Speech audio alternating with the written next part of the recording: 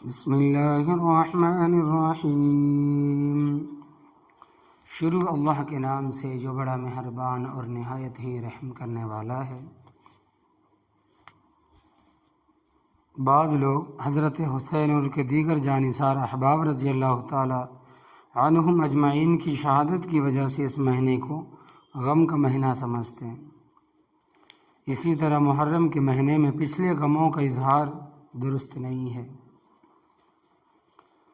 جس کی وجہ سے وہ اس مہینے میں شادی بیاہ بھی نہیں کرتے، مکان کی تعمیر بھی نہیں کرتے، خوشی کی کوئی بھی تقریب نہیں کرتے، زیب و زینت اختیار نہیں کرتے، نئے کپڑے نہیں خریدتے اور نہ ہی پہنتے، عورتیں مہندی نہیں لگاتی۔ اسی طرح بعض لوگ غم کی وجہ سے اس مہینے میں سیاہ لباس پہنتے، کالا لباس پہنتے، سوگ مناتے، غم مناتے۔ یہ تمام باتیں غیر شرعی ہے، شریعت کے بالکل الگ ہے۔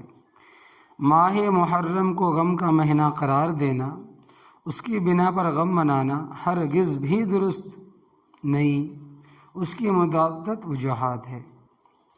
نمبر 1، حضرت حسین رضی اللہ تعالیٰ عنہ اور ان کے دیگر جانثار صحابہ احباب رضی اللہ تعالیٰ عنہم اجمعین کی شہادت یقیناً ایک نہایت ہی غمناک، المناک اور روح فرسا واقعہ تھا، روح کو کپا دینے والا واقعہ تھا، لیکن ان کی شہادت کی وجہ سے ماہ محرم کو غم کا مہینہ قرار دینا قرآن و سنت اور شرعی دلائل سے ہرگز ثابت نہیں ہے، اس لیے بات بلا دلیل ہے، اس کی کوئی دلیل نہیں ہے۔ نمبر 2، اور اگر حضرت حسین اور ان کے دیگر جانثار احباب رضی اللہ تعالی عنہم اجمعین کی شہادت کی وجہ سے کسی مہینے کو غمزدہ قرار دینا درست مان بھی لیا جائے تو پھر اسلامی تاریخ ایسی ہی المناک سانحات سے بھری پڑی ہے۔ تقریباً 27,000 صحابہ کرام شہید ہوئے، ہر دن، ہر وقت، ہر ساعت۔ اب اگر غم منانے بیٹھیں گے، ایک بھی گھڑی آپ کو خالی نہیں ملے گی غم منانے کی۔ سال کے 12 مہینے میں بڑے بڑے جلیل القدر صحابہ کرام کی المناک شہادتیں ہوئی ہیں، جیسا کہ حضرت حمزہ، حضرت صہیب، حضرت عمر، حضرت عثمان، حضرت علی اور دیگر بہت سے صحابہ کرام رضی اللہ تعالی عنہم اجمعین کی دردناک شہادتیں امت کی تاریخ کا حصہ ہے۔ تو پھر ان کی شہادتوں کی وجہ سے تو سال بھر کو غم والا قرار دینا چاہیے، ہر دن قرار دینا چاہیے۔ ظاہر ہے کہ اسے کون تسلیم کر سکتا ہے؟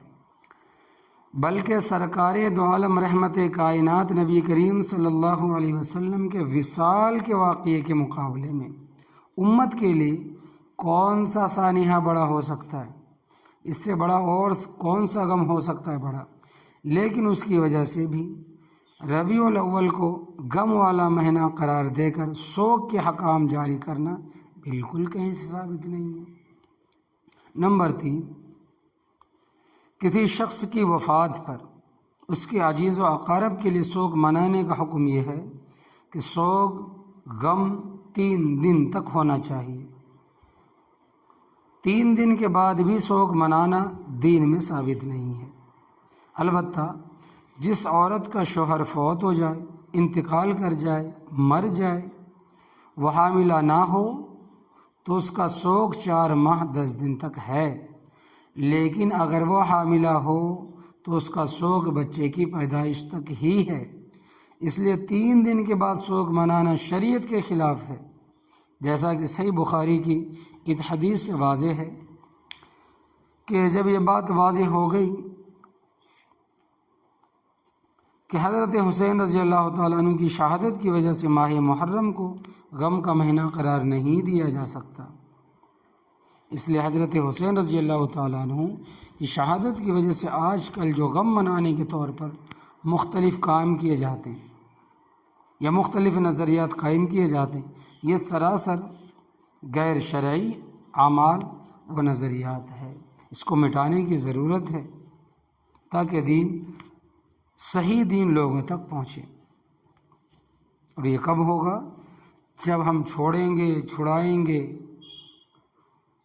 دین شریعت کے مطابق عمل کریں گے، جب ہوگا لوگوں تک اچھا دین پہنچے گا۔